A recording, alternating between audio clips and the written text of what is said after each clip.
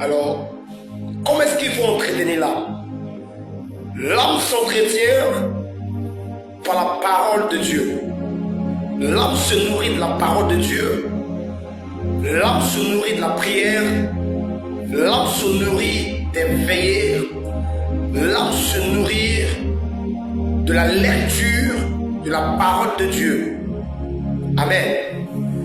Quand tu passes ton temps à mentir, quand tu passes ton temps à être distrait, quand tu passes ton temps à être plus en joie ailleurs que d'être en joie de la présence de Dieu, ça veut dire que ton âme a un problème. Alléluia. Écoute-moi. Ce n'est pas ton corps qui sera devant le trône de Dieu pour être jugé. Ce n'est pas également ton esprit qui sera devant le trône de Dieu pour être jugé.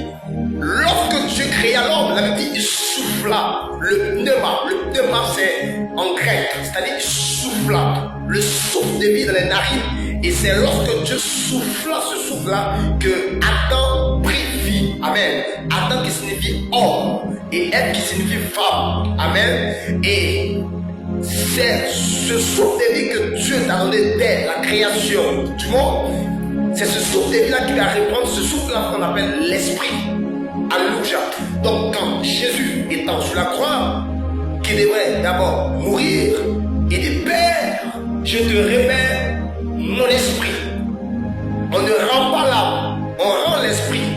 Dieu reprend ce qu'il t'a donné dès le départ et c'est ton âme qui sera devant le trône de Dieu. C'est pourquoi, si j'ai un conseil à te donner, c'est de prendre soin de ton âme. Je préfère que tu restes ton âme, que tu laves ton âme, que tu sanctifies ton âme en mettant la parole de Dieu, en restant toujours connecté aux choses d'abord, en restant toutes les sources de Dieu. Écoute-moi, tu ne peux pas entretenir ton âme si tu passes ton temps dans les bars, si tu passes ton temps dans les maquis, si tu passes ton temps dans des choses bizarres, si tu passes ton temps dans les hôtels, si tu passes ton temps à être toujours dans la joie, en train de vivre une vie de débauche, une vie désordonnée, une vie désagréable. Écoute-moi, la Bible dit tous ceux qui aiment le monde sont ennemis de Dieu. Raison pour laquelle Jésus était clair. Jésus dit ceci, que vous êtes dans le monde, mais vous n'appartenez pas à ce monde. Écoute-moi, la vie chrétienne, ce n'est pas la religion. La vie chrétienne, c'est une attitude, c'est un mode de vie, c'est un comportement. Écoute-moi, la religion et le christianisme sont deux mots différents. Si tu es religieux, tu seras surpris de te retrouver dans le feu. Soyez chrétien, car le christianisme, c'est un comportement. Sur ce, Dieu vous bénisse et vous donne la force de changer. Merci, on est ensemble.